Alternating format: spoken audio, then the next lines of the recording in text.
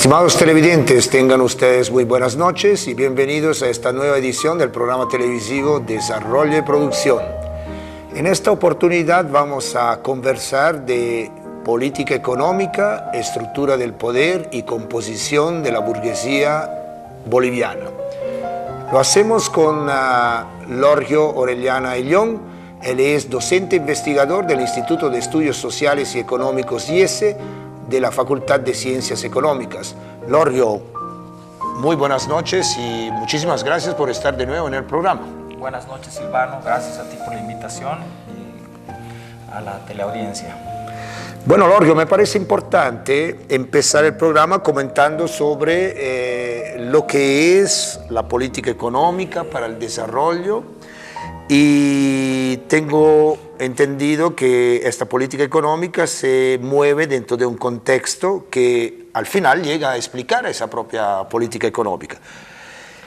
¿Cuáles son estos criterios y corrientes para entender el porqué de determinadas políticas económicas para el desarrollo de un país? Ya.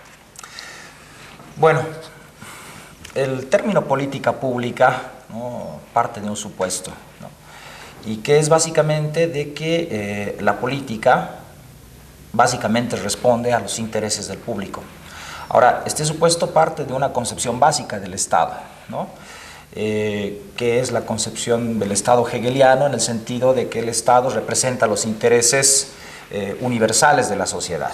Entonces, cuando un diseñador de políticas está desarrollando sus actividades, parte del supuesto de que sus políticas básicamente están orientadas a responder las necesidades del pueblo, ¿no?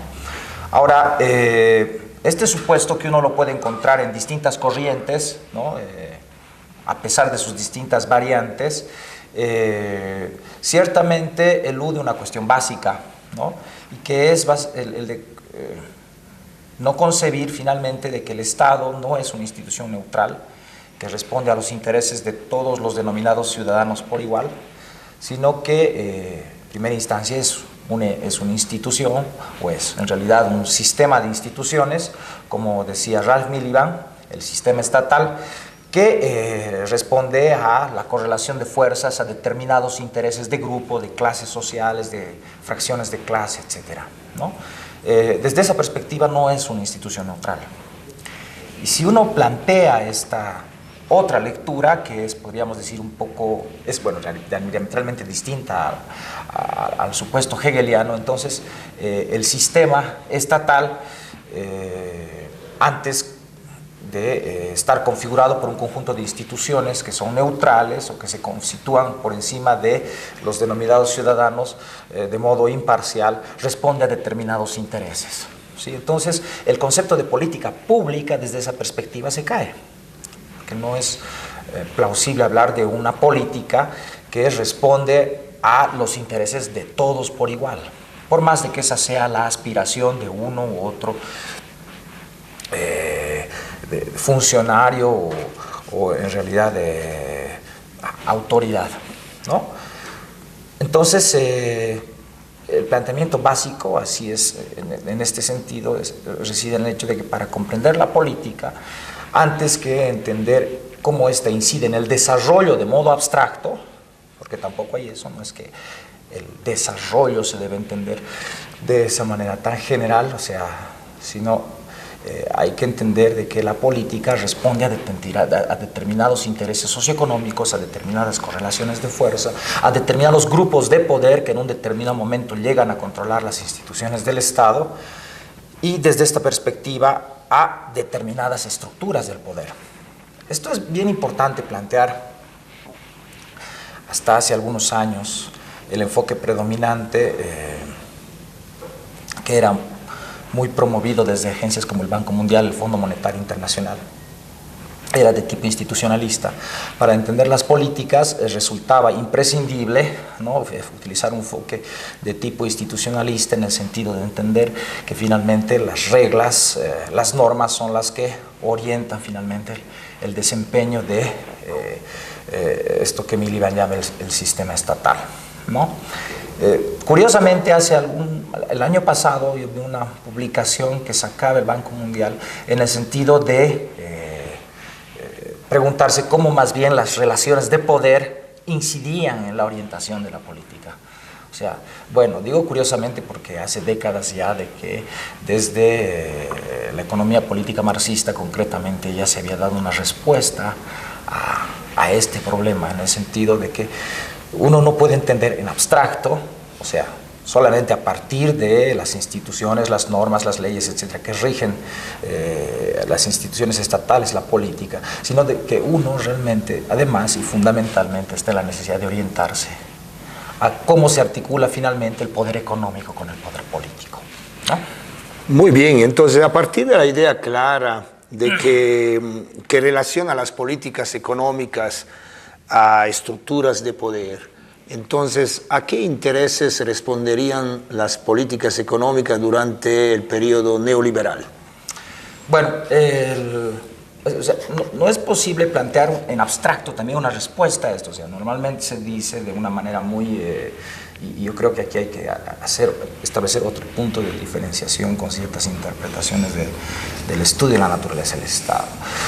Dentro del ámbito de los estudios de inspiración marxista, muchas veces se ha caído en el simplismo de plantear en general de que el Estado es una institución burguesa y punto, ¿no? Entonces, en cualquier época histórica y de todas las maneras, entonces el Estado siempre sería burgués, ¿no? No obstante, este corte esencial que, bueno, lo plantearon Marx y Engels en el Manifiesto Comunista, en el sentido de indicar de que el Estado es una junta que administra los negocios comunes de la clase capitalista, así se plantea. O sea, estas formas de interpretación han tendido a eludir, o sea, en la medida en que dan esa relación por supuesta, no se preocupan en analizar más bien cómo es que esas relaciones se configuran de modo concreto. Y en cada caso histórico, porque, o sea, no es lo mismo hablar del Estado, por decirles, del periodo nacional populista, ¿no? Cuando el Estado estaba regido por intelectuales de la clase media, ¿no? Y en articulación o con un conglomerado de sindicatos, de organizaciones de la sociedad civil muy activas después de la Revolución del 52, con el periodo de restauración oligárquica que empieza en 64 con el golpe de García Meza, se profundiza con el golpe de Banzer y ahí se da lugar a la formación de una nueva oligarquía y nueva estructura del poder. 64 no García Meza. 64 Barrientos, perdón, 71 Banzer, ¿no? Se configura, se da lugar a la formación de una nueva estructura del poder que finalmente se va a coronar el 85, ¿no? O sea, no es lo mismo plantear ese periodo, que es el periodo que podríamos llegar ya no populista, sino oligárquico, en términos de la estructura del poder, y que, según un estudio reciente que hemos analizado, termina, bueno, en realidad, entra en su caída básicamente el año 2003 con la caída de Gonzalo Sánchez Lozada. O sea, es necesario ponerse a ver los detalles de cada una de estas distintas formas de configuración de la relación entre el poder económico y el poder político, porque efectivamente no es lo mismo, ¿no? Ciertamente. Ahora bien, en el caso concreto de tu pregunta, ¿no? El periodo neoliberal. El periodo neoliberal. Usualmente se utiliza el término oligarquía para referirse a cualquier sector privado en general en nuestro medio, ¿no? Eso está ligado a la experiencia histórica, a la antigua oligarquía minera, a la rosca minera, ¿no? Sin embargo, aquí es importante precisar de qué se habla cuando se habla de una oligarquía, y en el sentido estricto de un periodo oligárquico durante el llamado periodo neoliberal entre el 85 y el 2003, que es uno de nuestros objetos que es en realidad un periodo que nosotros buscamos dilucidar, ¿no? Bueno, una oligarquía, básicamente, como todos conocemos, es el gobierno de una minoría, ¿no? Ahora, cuando hablamos de una oligarquía capitalista, nos estamos refiriendo básicamente a un gobierno en el que gobierna la burguesía. O sea, son los burgueses los que rigen el país. Y bueno, eso es una de las especificidades del periodo que nosotros entendemos como oligárquico neoliberal, ¿no? De un análisis que hemos hecho de los currículums vitae de los ministros del periodo 85-2003, de un universo de aproximadamente 149 ministros, nosotros hemos logrado encontrar que el 51% de estos ministros formaron parte de empresas privadas, o sea, es decir, formaron parte de la banca, del comercio, de la minería mediana. O sea, el peso que tuvo en términos, digamos, relativos la empresa privada, en términos de la composición social, me refiero del Poder Ejecutivo, fue muy importante, ¿no? Ahora bien, en términos de cómo esto incidió en la propia orientación de la política económica, o sea, a través de las trayectorias que nosotros hemos podido sacar, por ejemplo, el peso que tuvo en el gobierno del 85, José Guillermo Justiniano, por ejemplo, y el lobby, digamos, que un poco se configuró alrededor de su presencia para favorecer la expansión de la frontera agrícola en la década de los 80 en favor de la producción soyera, ciertamente va a ser muy importante, ¿no? El papel de Fernando Illanes de la Riva, por ejemplo, en el sentido de buscar establecer vínculos, sobre todo con transnacionales norteamericanas, ciertamente va a ser también gravitante, y va a ser uno de los criterios básicos que va a llevar a el entonces presidente Víctor Paz Estenssoro, ¿no?, a nominar a Fernando Illanes de la Riva, u otros ejemplos. O sea, me pongo a pensar, por ejemplo, en un representante de la minería mediana. Ahorita no tengo el nombre en la mente, pero me voy a... Aquí está. Jaime Villalobos Sanginés, por ejemplo, que va a ser ministro de Trabajo en el periodo de 1995-97, ministro de Desarrollo Económico en el año 97. Él había sido geólogo, había trabajado para la minería mediana, y ciertamente la minería mediana lo va a recomendar para que forme parte de el gabinete ministerial de Víctor Paz Estenssoro, y ciertamente va a ser una pieza clave para el decreto 21060, mejor dicho, para el periodo, el proceso de relocalización, ¿no? Él era un cuadro que procedía de la minería mediana, había tenido mucho éxito a fines de los 70 al lograr construir una institución de fomento a la actividad minera privada.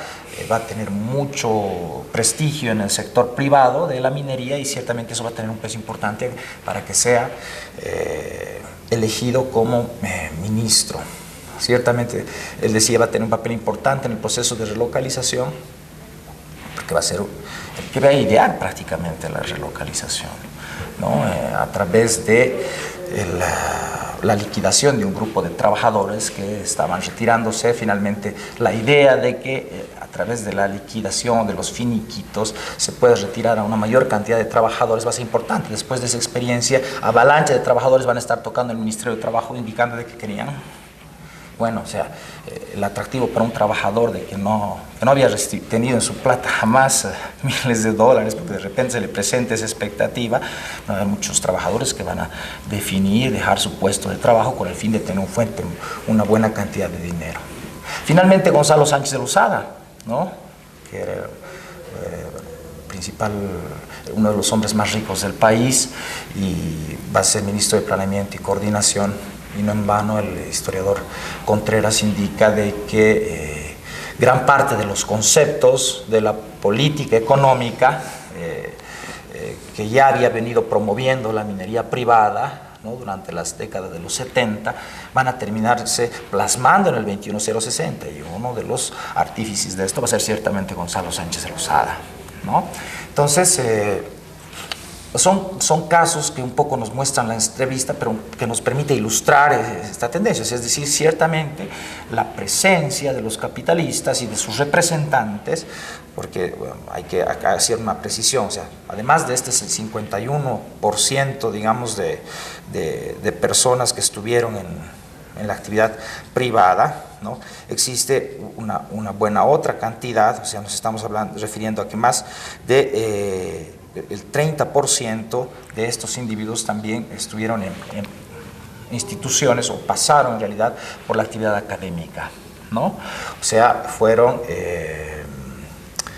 docentes, catedráticos, académicos, ¿no?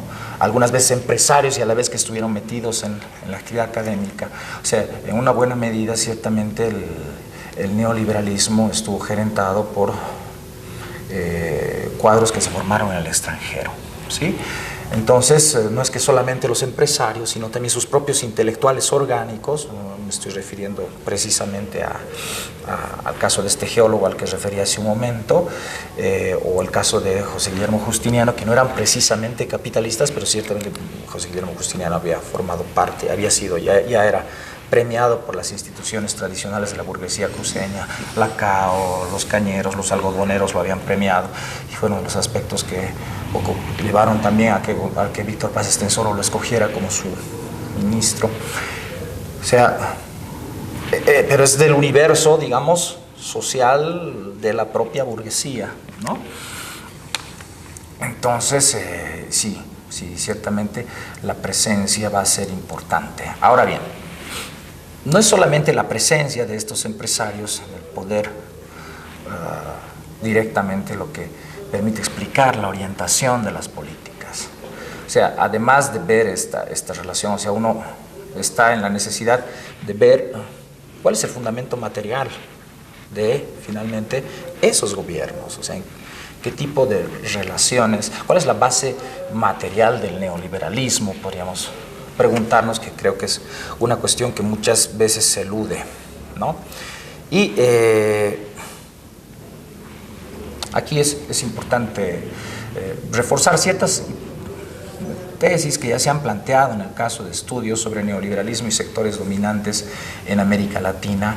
Es un estudio realizado el año 2006-2007 por Eduardo Basualdo y Enrique Arceo, los argentinos, que analizaron distintos casos, Argentina, Brasil, Venezuela, Ecuador, viendo esta relación, o sea, cómo el neoliberalismo se vincula con los intereses de la burguesía de estos respectivos países. Y una de las conclusiones que saca este estudio es que el neoliberalismo fundamentalmente respondió a los intereses de lo que ellos llaman los sectores financieros, o sea, el estrato dominante de la burguesía que durante ese periodo rigió las instituciones del Estado, fueron los sectores financieros, ¿no?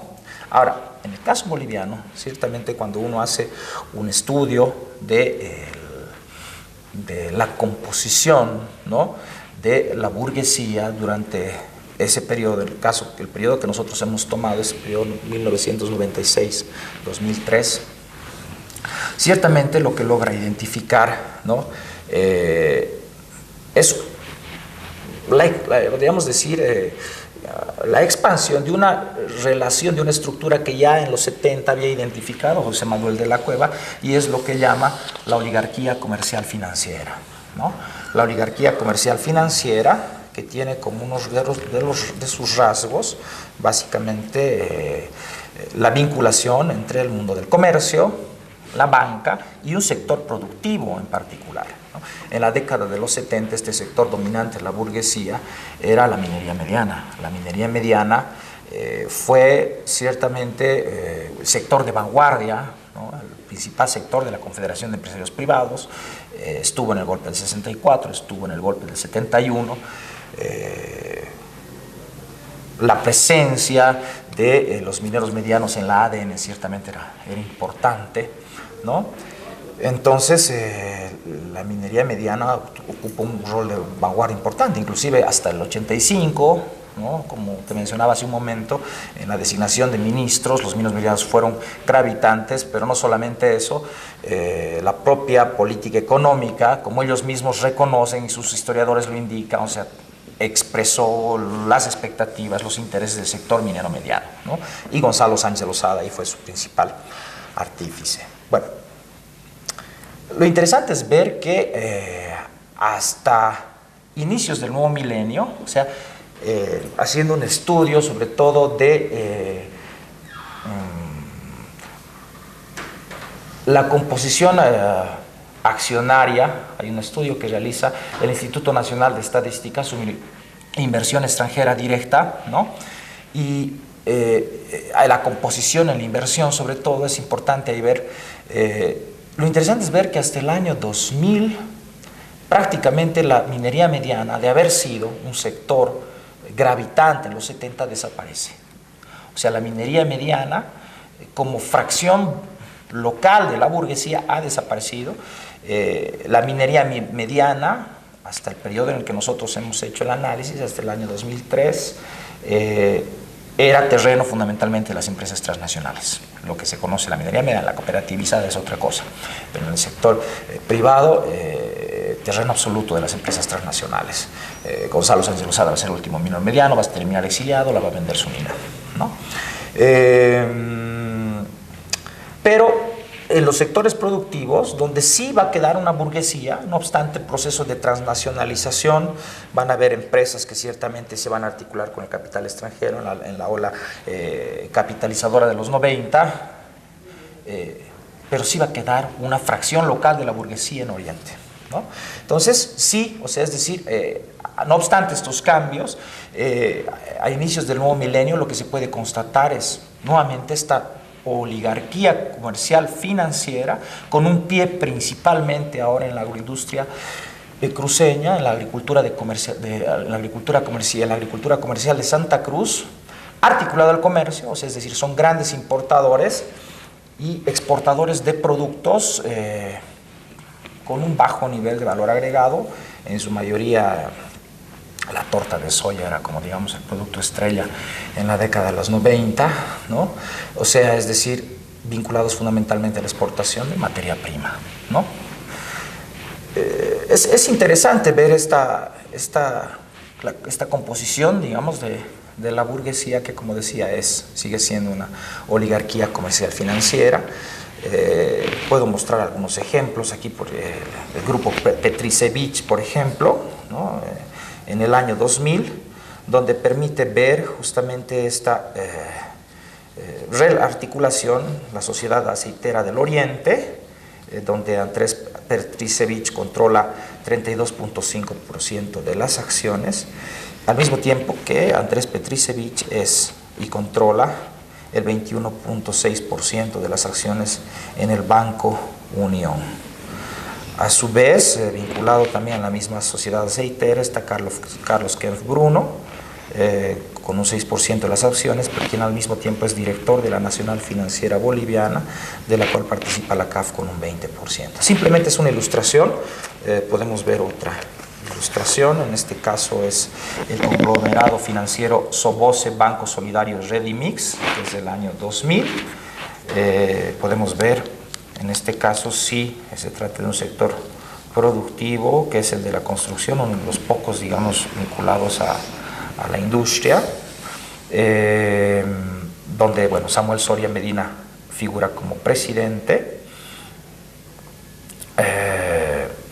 a la vez que, bueno, el Commonwealth participa con el 44.6% en Soboce, pero el mismo Commonwealth está como accionista con el 22% del Banco Solidario. O sea, esta estructura ciertamente tiende a reiterarse, ¿no? Y bueno, ¿cuál es el criterio que nosotros nos ha llevado a concluir de que se tratan los sectores dominantes de la burguesía? Hemos agarrado los rankings de las empresas, de los rankings que usualmente hacía la revista Nueva Sociedad durante la década de los 90 e inicios del nuevo milenio, en términos de las ventas, en términos del capital, y bueno, estas empresas tienden ciertamente a colocarse en el top, ¿no? O sea, en el top 10, por decir así, o el top 50 de los sectores, digamos, dominantes de la burguesía. Ahora, uno se pregunta de qué modo la política favorece a ciertos sectores. O sea, sobre todo, uno de lo que puede ver ciertamente, no solamente durante el trienio liberal, sino hasta ahora, es que el sector financiero, bancario, es el sector que más ha crecido, que más ha expandido y tiene mayor solidez en el sistema económico. Y ciertamente las políticas neoliberales, ¿no? Sobre todo durante la década de los 90, inicios del nuevo milenio, favorecieron grandemente a este sector, ¿no? Uno de los rasgos, el esprit alto, ¿no? O sea, que era una de las características, digamos, que les otorgaba un importante margen de ganancia para el sector financiero, ¿no? Otro rasgo es la política comercial, o sea, el neoliberalismo desde el 85 tuvo como uno de los rasgos bajar los aranceles a la importación de productos, ¿no? Y bueno, o sea, recuerdo notas del mismo periodo, de la misma revista de Nueva Economía, que indicaba claramente de que en las facturaciones de los comerciantes de lejos superaban a las facturaciones que hacían las empresas productivas más importantes del país. O sea, es decir, quienes se han favorecido con la política de bajos aranceles a la importación de productos ciertamente ha sido la oligarquía, o sea, el sector comercial de esta oligarquía, ¿no? Que es, como ya hace mucho tiempo indicó Guillermo Lora, en el caso es una burguesía intermediaria, o sea, es decir, que tiene un pie puesto aquí y otro afuera, o sea, es decir, intermedia entre el mercado extranjero y el mercado local, y por tanto sus intereses no están articulados a un mercado interior en sentido estricto, sino más bien viene a ser intermediaria de los intereses del capital extranjero, porque bueno, Bolivia finalmente se convierte en una parcela del comercio chino, o en su época del comercio norteamericano, a través de esta burguesía. Aquí como hipótesis, ya para cerrar a tu pregunta, uno podría plantear la hipótesis de qué sectores son los que finalmente rigen, si son las instituciones del Estado las que te rigen, por ejemplo, las fronteras en términos de importación de productos, o son estos oligopolios comerciales.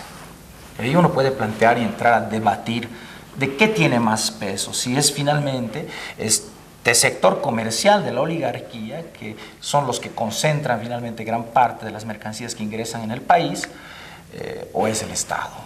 Mi hipótesis va en el sentido de que el gobierno, fundamentalmente, de estas regiones, algunos podrían decir hoy la gobernanza, está en manos justamente de estos oligopolios comerciales. Pero es un tema que habría que estudiar. Yo lo planteo solamente a título de hipótesis, ¿no? Bueno, muy bien, Lorio, el tiempo pasa, llegamos prácticamente a la conclusión de este programa y a tiempo de agradecerte. Hoy conocimos cómo fueron alimentándose recíprocamente la política económica, la estructura del poder y la composición de la burguesía en Bolivia. Para los que desean profundizar toda esta temática, vamos a dar a conocer que todo lo conversado hoy está en el libro Resurgimiento y Caída de la Gente Decente, del propio autor, que es Lorio Orellana Ayllón, y lo pueden encontrar este libro fácilmente en el PROMEC, en la planta baja del edificio IES de nuestra Universidad Mayor de San Simón. A tiempo de agradecer su atención, esperamos que el tema haya sido de su interés. Gracias por estar con nosotros. Hasta una próxima oportunidad. Muy buenas noches.